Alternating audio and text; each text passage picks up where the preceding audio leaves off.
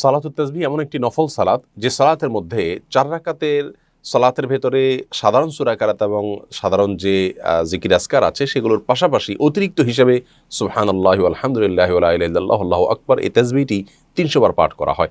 যেহেতু এই সালাতের মধ্যে ৩০০ বার একটা বিশেষ তাসবিহ পাঠ করা হয় সেজন্য এটাকে সালাতুত তাসবিহ হিসেবে নামকরণ করা হয়েছে। এই সালাতের ব্যাপারে বেশ কয়েকটি হাদিস বর্ণিত হয়েছে, তার বেশিরভাগই অত্যন্ত দাঈফ এবং অগ্রহণযোগ্য তার সনদগুলো।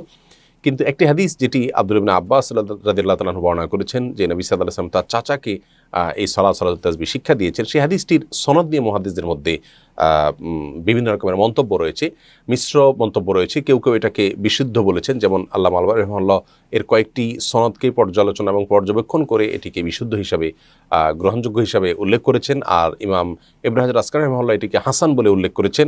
যদিও অনেক মুহাদ্দিসগণ এর সনদকে অগ্রহণযোগ্য বা দাঈফ বা কেউ কেউ খুবই দুর্বল হিসাবে বর্ণনা করেছেন। যেহেতু বিষয়টি নফল, কেউ চাইলে আমল করতে পারেন যেহেতু তার সপক্ষে হাদিস রয়েছে।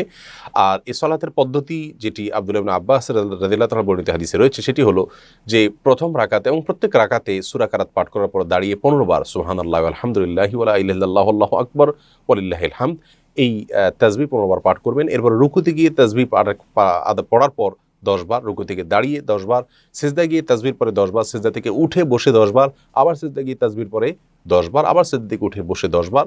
এভাবে এক রাকাতে ৭৫ বার আর ৪ রাকাতে মোট ৩০০ বার এই তাসবিহ পাঠ করার কথা হাদিসে রয়েছে। এ হাদিসে বর্ণনার আলোকে কেউ যদি সালাতের উপর আমল করেন, তিনি বড় জোর অনেক ওলামা কেরামের মতে তাদের দৃষ্টিতে জয়ীফ হাদিসের উপর আমল করেছেন। আর জয়ীফ হাদিসের উপর আমল করলে কাউকে সরাসরি বেদাতি বলাটা খুব কঠিন, যদিও অনেক ওলামা কেরাম এই সালাত আদায় করাটাকে বেদাত বলে আখ্যায়িত করেছেন। যারা চান যে না আমরা শুধুমাত্র রাসূল আকরাম সাল্লাল্লাহু আলাইহি ওয়াসাল্লাম থেকে সন্দেহের ঊর্ধ্বে এবং শতভাগ বিশুদ্ধ এবং বিতর্কের ঊর্ধ্বে হাদিসগুলোর উপর আমল করব, তাহলে সেক্ষেত্রে তারা সালাতুদ দুহা, সালাতুল তাহাজ্জুদ সহ যে সমস্ত নফল সালাত আছে সেগুলো তারা আদায় করবেন। এই সালাতটির প্রমাণিত হওয়ার ব্যাপারটা নিয়ে মতপার্থক্য রয়েছে।